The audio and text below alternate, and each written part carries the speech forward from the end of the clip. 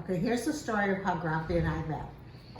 In November of 1963, my family never went on Christmas vacations or anything, and I usually had a job, a part-time job over Christmas, so I would find some kind of job because we always had a break from college. And so I went to Sinai Hospital of Detroit and put in an application for a part-time job for Christmas.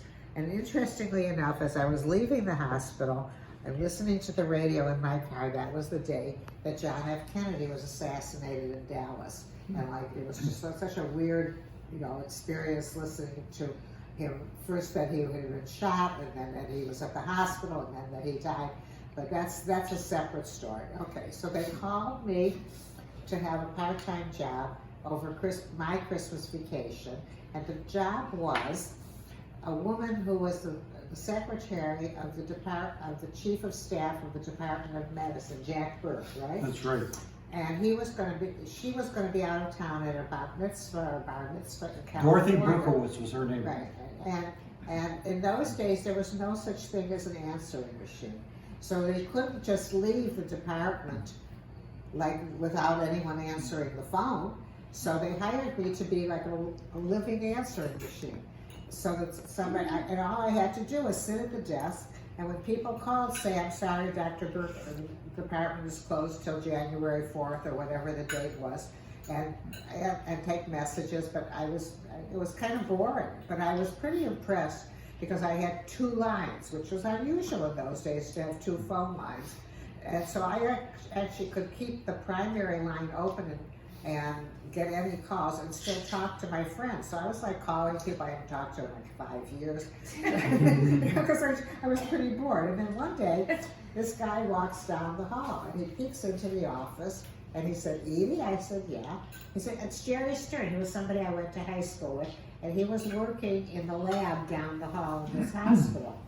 So he would stop in every day to just chat with me, and because it was great. I was glad to see somebody. He was glad to talk to somebody.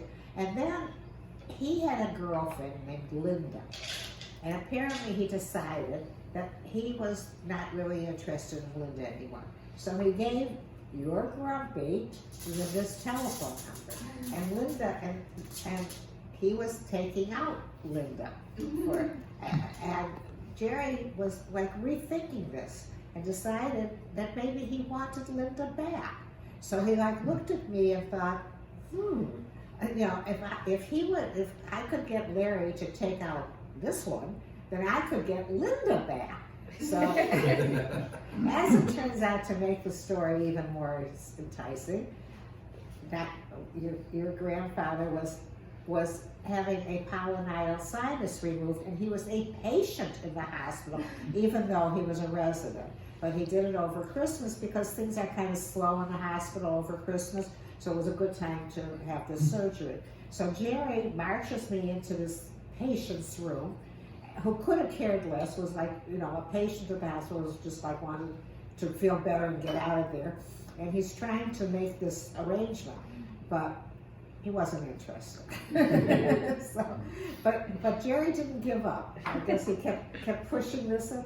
So eventually he got around to calling me, and the rest, then we started going what we called dating in those days, because that's what people did. There were other people. I was going out with other people too, not just him, but there were other people, and that's how people did it in those days. And meanwhile, Jerry got Linda back. Okay, so as it turns out, Linda and Jerry were married and then divorced. So Jerry should have left well enough alone. And you guys have been married for how many years? So now we have been married for just over 56 years. Wow. Don't forget, I met him in December of 1963. Wow, you really should thank your sis, Dad. Yeah. So that is the story of our courtship. Or Linda for being not there. Right, yeah, right. and actually, to this day, we invited Jerry and Linda to our wedding, And they gave us a set of 4 mugs, which I have in Michigan. I still use these mugs. All these years later, they held up very well, much better than Jerry and Linda's relationship. Oh, Rosie.